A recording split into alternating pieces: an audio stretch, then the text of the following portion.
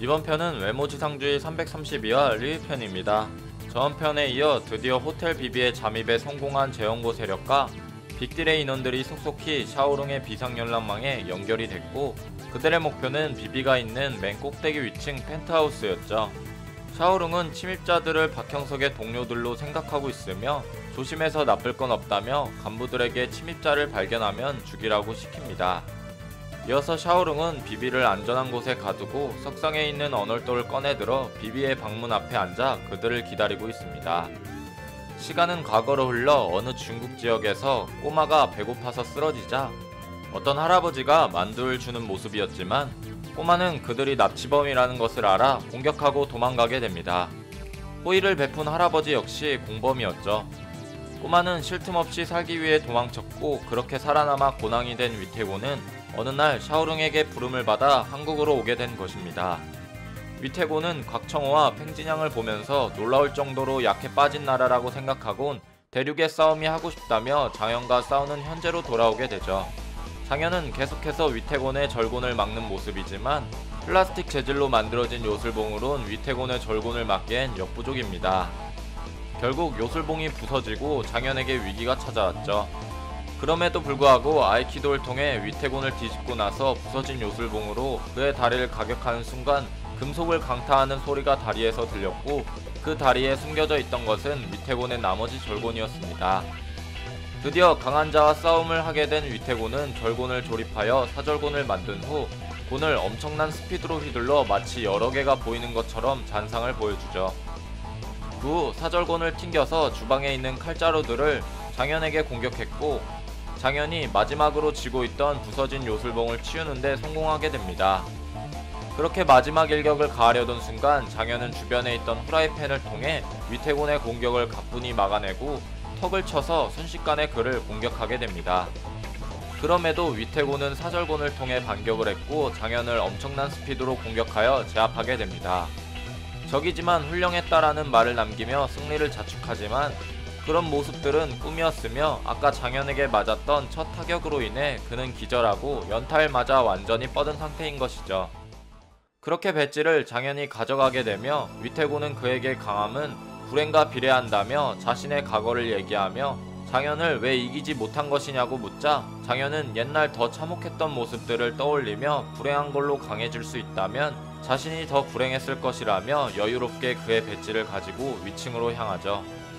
한편 위층에서 하우성으로부터 박형석을 지킨 라인만은 그에게 엄청나게 맞고도 쓰러지지 않는 모습이며, 하우성은 그의 외형적인 모습을 이상하게 보고 있습니다. 그의 문신은 라인만 딴 문신이며 하우성은 깡패 흉내가 내고 싶었으면 색이라도 채우고 오라고 하지만, 그 문신은 김기명이 라인만이라고 불렀기 때문에 색을 채울 수 없는 문신이라며 끝까지 그의 공격을 준비하죠. 그 순간 화장실 물이 내려가는 소리와 함께 누군가 나타나고, 그 인물은 바로 빅딜의 넘버 2라고 불리는 사나이 건지태였습니다. 그렇게 라인만은 김기명에게 배운 낭만을 끝까지 지켜냈고, 건지태는 하우성을 바라보며 라인만의 낭만은 충분히 빅딜이었다고 말하며 외모지상주의 332화는 끝이 나게 됩니다.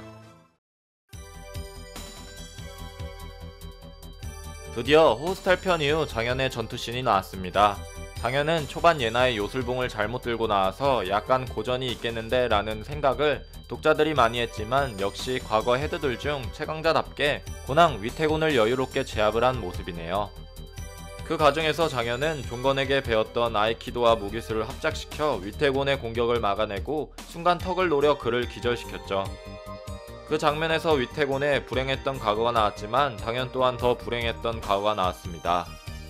물론 불행한 과거를 비례하여 강함이 충족될 수는 없겠지만, 이러한 모습들을 통해 전에 학대를 당했던 장현의 과거 회상 장면이 등장하게 된 것을 보아 망호춘편 청소년기 과거가 아닌 부모님에게 학대를 받은 과거와 그 부모에게서 빠져나와 당시 목수 아저씨라고 불렸던 이도규와 생활 모습이 곧 나올 듯 싶습니다.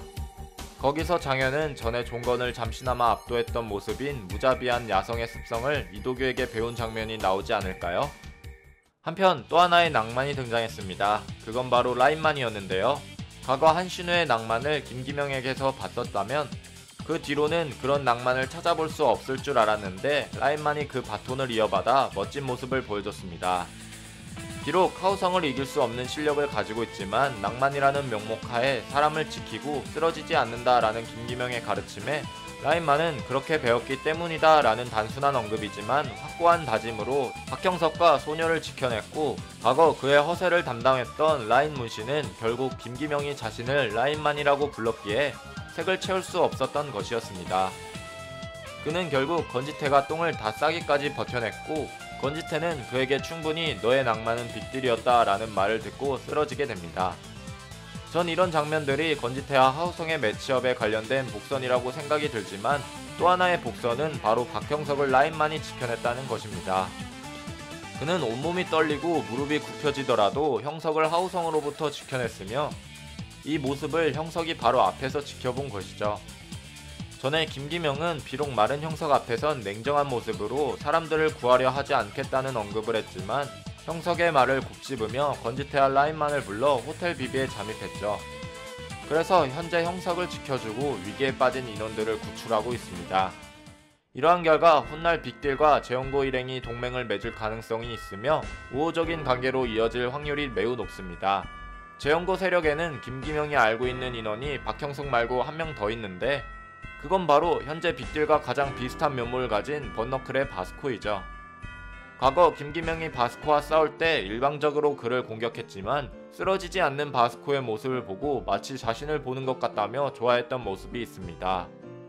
그래서 3개월사 사태 때 박형석을 빌미로 김기명은 지원 요청을 하게 되는데, 그건 바로 재원고 인원들이었죠.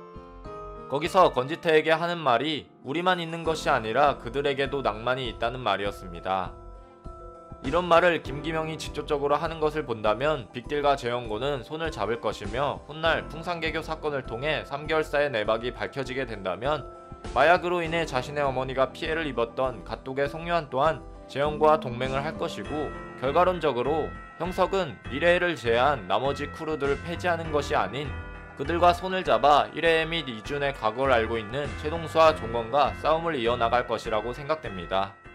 여러분들의 생각은 어떠신가요? 여러분들의 생각을 댓글로 적어주시길 바랍니다. 이상 시청해주셔서 감사합니다.